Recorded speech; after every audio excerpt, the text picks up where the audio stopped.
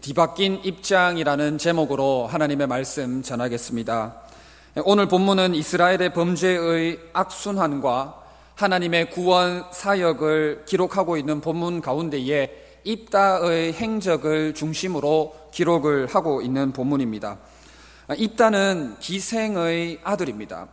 다시 말해서 입다의 어머니는 창녀입니다. 그리고 입다는 이복 형제들에 의해서 쫓겨나게 되었습니다. 하지만 이스라엘을 침입한 암몬 자손을 물리쳐 달라는 부탁을 받고 이스라엘의 지휘관이 되었습니다.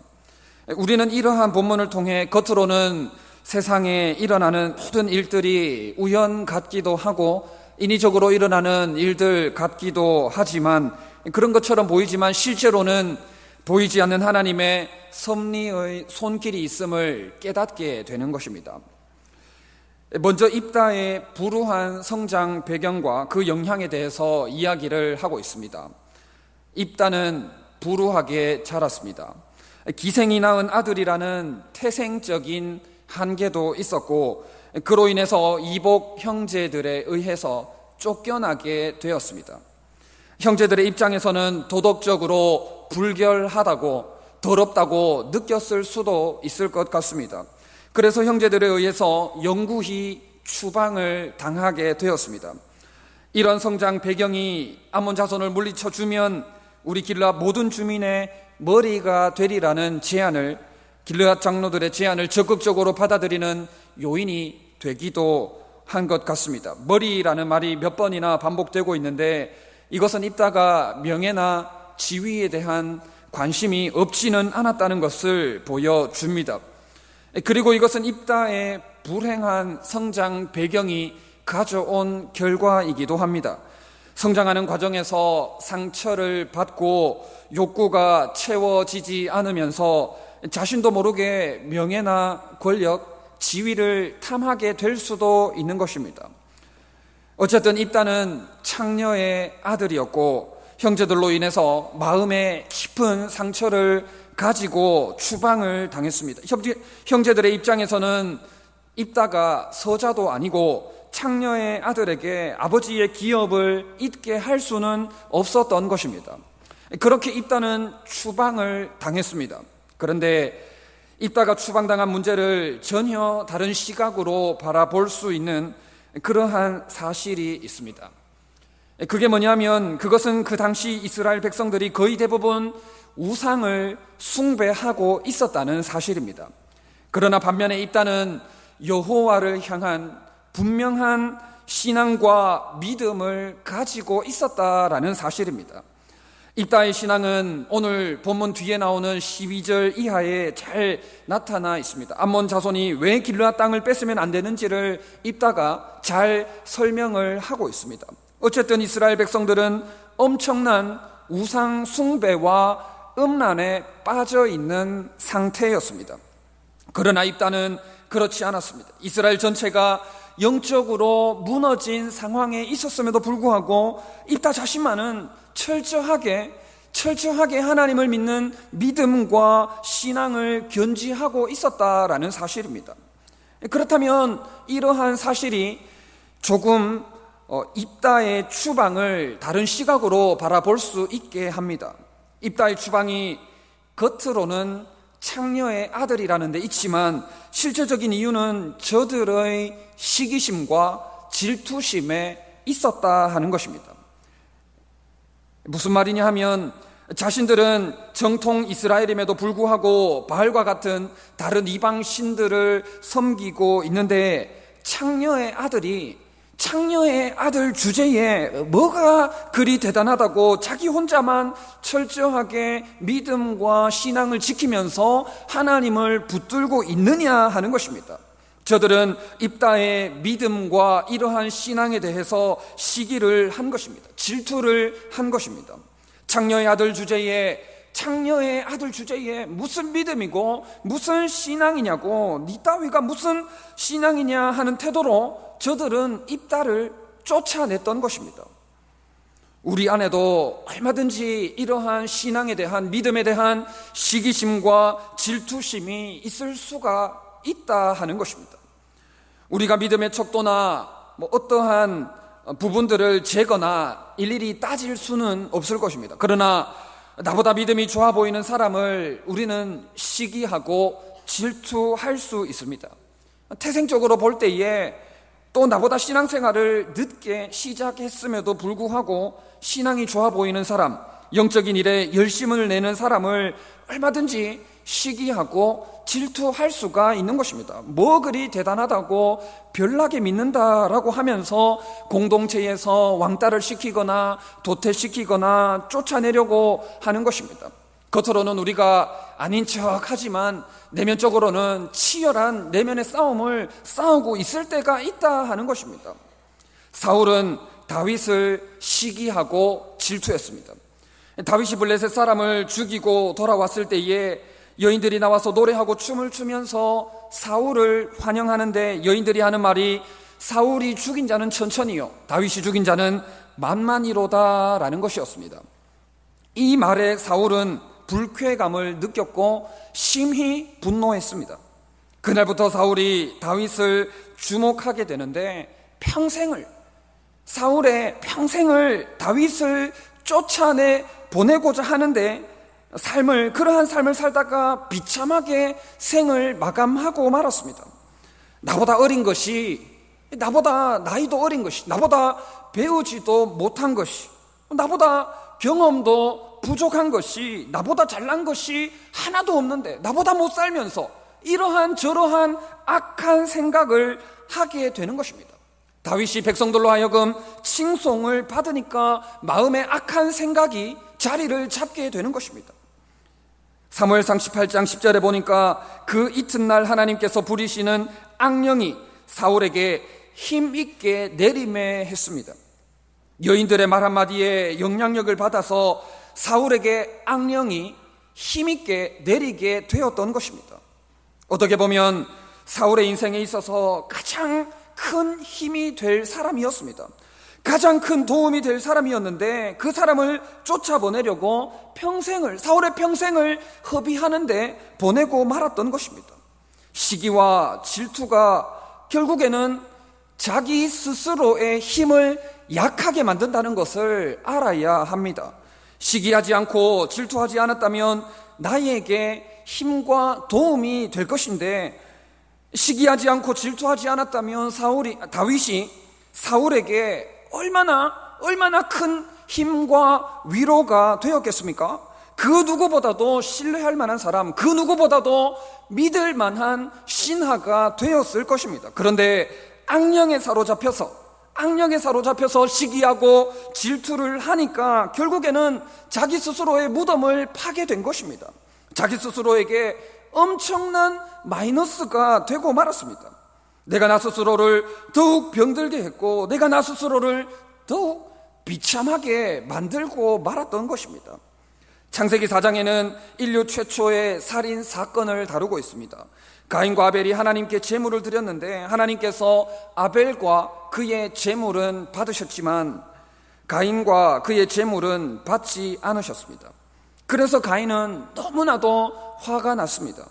성경에는 몹시 분하여 안색이 변했다고 했습니다. 하나님께서 아벨의 제물은 받으셨지만 자신과 자신의 제물은 받지 않으신 것에 대해서 너무나도 주체할 수 없을 정도로 화가 났던 것입니다. 결국에는 동생을 쳐 죽이고 말았습니다. 히브리서에 보면 아벨은 믿음으로 가인보다 더 나은 제사를 하나님께 드렸다라고 했습니다. 이것도 결국에는 믿음에 대한 신앙에 대한 시기와 질투로 볼 수가 있는 것입니다. 그래서 가인은 동생에 대한 비교와 시기심 때문에 자기 동생을 쳐 죽이는 어처구니 없는 일을 저지르고 말았던 것입니다. 결국에는 여호와를 거역하고 여호와를 떠나는 인생으로, 여호와를 대적하는 인생으로 전락하고 말았던 것입니다. 그래서 우리는 가능하면 비교하지 않는 것이 좋습니다. 비교하면 할수록 시기할 가능성이 높아지고 비교하면 할수록 질투할 가능성도 높아지기 때문입니다. 시기와 질투의 결과는 결국 나 스스로의 힘을 약하게 만드는 결과가 되기 때문입니다. 이어서 길르앗 장로들의 제안에 대해서 이야기를 하고 있습니다. 암몬 자손이 이스라엘을 치려 할 때에 길르앗 장로들은 입다에게 도움을 요청했습니다. 그들은 당신은 와서 우리의 장관이 되라는 것입니다. 암몬 자손을 물리쳐주면 입다를 자신들의 머리로 삼겠다는 제안을 했습니다. 입다의 입장에서 보면 어처구니가 없습니다. 쫓아낼 때는 언제고 필요하니까 급하니까 나에게 이러한 도움을 요청하는가라는 것입니다. 입다의 이복 형제들은 또한 길르앗 장로들은 입다를 쫓아낼 때에 이러한 일이 있을 것이라고는 상상조차도 못했을 것입니다. 불결하다고 더럽다고 쫓아낼 때는 언제고 지금은 입다가 너무나도 필요한 상황이 도래하고 말았던 것입니다. 이것이 현실이 되고 말았습니다. 우리는 힘이 있거나 내가 다른 사람보다 우월한 위치에 있다고 해서 그렇지 못한 사람들을 무시하거나 천대해서는 안 됩니다. 사람의 일이란 것이 언제 어떻게 될지 아무도 알 수가 없습니다. 입다와 이복 형제, 입다와 장로들 사이에 완전히 뒤바뀐 입장을 보게 되는 것입니다. 앞서 말씀드린 대로 시기하지 않고 질투하지 않았다면 입다는 원래 우리 사람입니다. 원래 우리와 함께할 식구였습니다. 가족이었습니다. 그런데 시기하고 질투해서 자기 발등을 찍은 것입니다. 소위 말하는 갑질하고 잘난 척하고 깨끗한 척하다가 하나님께서 철저히 낮추셔서 입장이 완전히 뒤바뀌는 것을 보게 되는 것입니다. 요셉의 경우는 어떻습니까? 요셉이 특별히 갑질한 것은 아니지만 요셉은 아버지로부터 특별한 사랑을 받았습니다. 요셉만 채색 옷을 입었습니다. 이로 인해서 형들은 아버지의 특별 대우를 받는 요셉을 시기하고 질투했습니다. 게다가 요셉이 형들에게 자기가 꾼 꿈에 대해서 이야기를 했을 때에는 형들은 엄청나게 분노하고 말았습니다. 그래서 결국 형들에 의해서 요셉은 죽을 뻔했습니다. 죽을 뻔하다가 결국에는 죽이지는 않고 미디안 상인들에게 팔려가게 되었습니다. 이로 인해서 요셉은 말로 다 할 수 없는 고초를 겪게 되었습니다. 말로 다 할 수 없는 세월들을 지나게 됩니다. 물론 보이지 않는 하나님의 섭리의 손길이 있었습니다.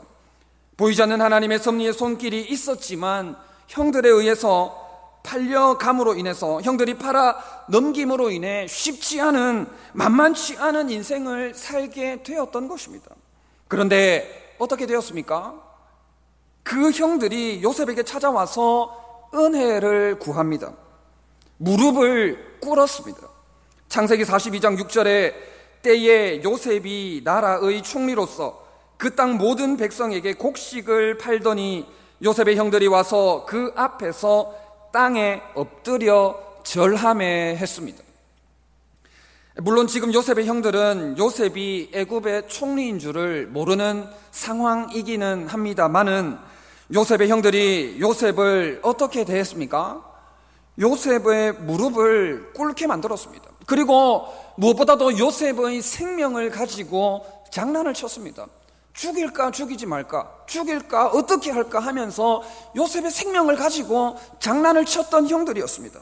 죽이기를 꾀하다가 겨우 죽일 수 없어서 봐줘서 이방인들에게 팔아 넘긴 것입니다. 그랬던 형들이, 그렇게 갑질을 했던 형들이 지금은 요셉 앞에 무릎을 꿇고 오히려 자신들의 생명을 구걸하는 상황이 닥치고 만 것입니다. 앞서 말씀드린 대로 요셉은 특별히 형들에게 갑질했다고 볼 수는 없겠지만 요셉과 형들 사이에 완전히 뒤바뀐 입장을 볼 수가 있는 것입니다.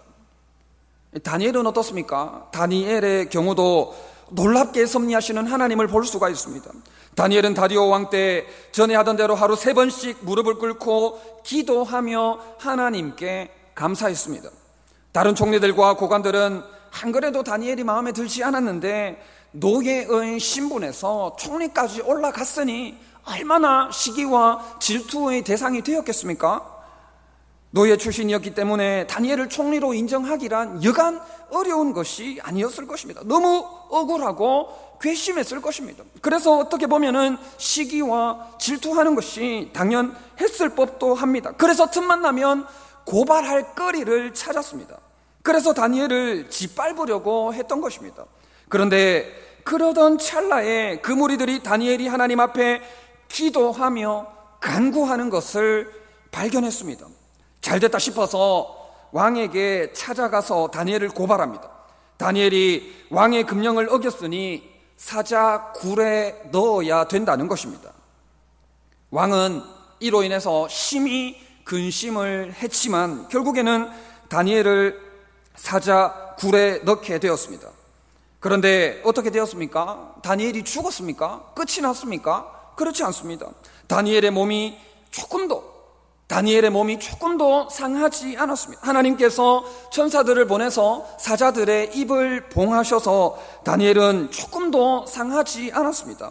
오히려 상황이 완전히 역전되는 것을 볼 수가 있습니다. 왕은 다니엘을 참수한 사람들을 끌어오게 하고 그들뿐만 아니라 그들의 처자들까지 함께 사자굴에 넣게 하셨습니다. 그들뿐만 아니라 아내와 자식들까지 온 가족이 함께 사자굴에 들어가게 되었던 것입니다. 다니엘 6장 24절에 그들이 굴 바닥에 닿기도 전에 사자들이 곧 그들을 움켜서 그 뼈까지도 부서뜨렸더라라고 말씀을 하고 있는 것입니다. 다니엘을 고발하려고 했던 무리들이 다니엘을 시기하고 질투했다가 완전히 뒤바뀐 입장을 볼 수가 있는 것입니다. 어떠한 상황에서도 믿음으로 살고자 했던 다니엘을 하나님께서 지키시고 보호하시고 놀랍게 섭리하셨던 것을 발견할 수가 있는 것입니다. 갈라디아서 5장 16절 이하에는 육체의 일과 성령의 일에 대해서, 성령의 열매에 대해서 말씀을 하고 있습니다. 여기에서 말하는 육체의 일에 시기와 질투가 포함이 되어 있습니다. 육체의 일에 시기와 질투가 포함이 되어 있습니다. 육체의 일은 분명하니 시기와 투기와 술 취함과 방탕함과 또 그와 같은 것들이라 했습니다. 여기서 투기를 조금 넓은 의미로 해석을 하자면 질투로 볼 수가 있습니다. 다른 여타 번역들을 보면 투기를 질투로 번역한 번역본들을 볼 수가 있습니다. 이어서 말씀을 하는 것이 육체의 일, 시기와 질투를 함으로 인해서 전에 너희에게 경계한 것 같이 경계하노니 이런 일을 하는 자들은 하나님의 나라를 유업으로 받지 못할 것이라고 말씀을 하고 있습니다. 우리는 시기와 질투가 이렇게 무서운 것임을 알아야 합니다. 바울은 시기하고 질투하면 하나님의 나라를 유업으로 받지 못할 것이라고 말씀을 했습니다. 시기는 다른 사람이 나보다 잘 되는 것을 보고 불쾌하게 여기는 마음입니다. 우리는 보통 그렇게 살아가는 것 같습니다. 다른 사람이 나보다 잘 되거나 성공하거나 어떠한 탁월한 능력을 지니고 있으면 그것을 보고 불쾌하게 여깁니다. 특별히 나보다 못했던 사람이 내가 인지하기로는 나보다 영 형편없던 사람이 어떠한 배움과 과정을 통해서 잘 되거나 탁월한 능력을 지니게 되면 그것을 가지고 너무나도 배 아파합니다. 경쟁 상대가 승진을 하고 나는 승진을 못한다든지, 나는 상관의 총애를 받지 못하는데 다른 사람은 상관의 총애를 받아서 승승장구한다든지 하면 속이 쓰린 게 사실입니다. 속담에도 사촌이 땅을 사면 배가 아프다고 하지 않습니까? 어떤 목사님은 이렇게 말씀하셨습니다. 우리는 영적으로 배가 고파야 되는데 너무나도 육적으로 배를 아파하는 삶을 살고 있다 하는 것입니다. 하나님의 나라와 주님의 몸된 교회를 위해서 믿음의 경주를 최선을 다해서 달려가야 할 것인데, 나보다 먼저 달려가는 사람을 보면, 나보다 잘 달려가는 사람들을 보면 서로 끌어내리기 바쁜, 끌어잡아 당기기 바쁜 그러한 모습으로 신앙생활을 하는 사람들이 너무나도 많다는 것입니다. 교회 안에 시기와 질투가 얼마나 많은지 모릅니다. 겉으로는 아닌 척하지만 시기와 질투가 얼마나 많은지 모릅니다. 잘하면 더 잘한다고 칭찬을 해주면 얼마나 좋습니까? 잘하면 시기와 질투의 대상이 됩니다. 잘하면 시기와 질투의 대상이 되니까 한편으로는 잘하는 것도 조심스럽습니다. 심지어 너무 잘하면 안 된다고까지 말하는 사람들도 많이 있습니다. 그런 의식이 우리 안에 잠재되어 있습니다. 너무나도 악하고 무서운 가치관이 우리 안에 자리를 잡고 있습니다. 그러한 마음이 오랫동안 지속이 되다 보니까 내가 악한지, 내가 얼마나 악한 존재인지도 모르고 살고 있는 것입니다. 하나님의 나라와 주님의 몸된 교회를 위해서 잘해야지 왜 잘하면 안 됩니까? 주위 사람들이 시기하고 질투를 하니까 마음에 너무나도 깊은 상처를 입게 되니까, 그러니까 우리가 이러지도 못하고 저러지도 못하는 안타까운 현실 가운데에 살아가게 되는 것입니다. 또 이런 이야기들을 합니다. 튀면 안 된다고, 튀면 고생한다고, 줄을 잘 서야 된다는 말을 합니다. 그래야 고생을 하지 않는다는 것입니다. 어느 정도 이런 말이 일리는 있을지 모르겠습니다만은 마지막 때에 우리가 하나님의 나라와 주님의 몸된 교회를 위해서, 사명을 위해서 하나님께 한번 튀어야 되지 않겠습니까? 마지막 때에 하나님이 주목하시는 교회, 하나님께서 주목하시는 한 사람이 바로 저와 여러분들이 되어야 되지 않겠습니까? 예전에 언젠가 한번 청년들 중에 이렇게 말하는 청년이 있었습니다. 어른들이 우리에게 관심이 없다는 것입니다. 그래서 제가 이렇게 이야기를 했습니다. 너는 유치부에 관심 있냐? 너는 초등부에 관심 있냐고 제가 오히려 물었습니다. 대체적으로 죄송한 말씀이기는 합니다만은 청년들이 관심이 없습니다. 그런데 그러면서도 피해의식에 사로잡혀서 시기하고 질투하는 것입니다. 어른들이 초등부에만 관심을 가지는 것 같고 유치부에만 관심을 가지는 것 같고 자신들은 관심을 받지 못한다는 인식에 사로잡혀서, 피해의식에 사로잡혀서 시기하고 질투하는 것입니다. 그래서 제가 하는 말이 이렇습니다. 그렇다면 좀 튀어봐라. 좀 튀면 관심을 살 것 아니냐. 하다못해 사고라도 쳐봐라. 젊을 때에 사고라도 쳐야지 나중에 나이 많아서 사고 치면 안 된다고. 그렇게라도 권면을 해서 관심을 사라는 것입니다. 자기 자신의 유익을 위해서는 배를 얼마나 아파하는지 모릅니다. 그런데 하나님의 나라와 주님의 몸된 교회를 위해서는 전혀 아무렇지도 않게 배가 전혀 고프지 않는 삶을 사는 것입니다. 하나도 배가 고프지 않는 신앙생활을 하니까 관심을 받을래야 관심을 받을 수가 없는 것입니다. 비의식에 사로잡혀서 잘나가는 사람, 잘하는 사람을 끌어내리려고나 하고 무슨 일을 잘하면 시기하고 질투를 하면서 자기 무덤만 파는, 자기 발등을 찍는, 자기에게 마이너스만 되는 신앙생활을 하니까 사람에게조차도 관심을 받을 수 없는 처지에 놓이게 되는 것입니다. 이러한 신앙생활을 과연 하나님께서 기뻐하시겠습니까?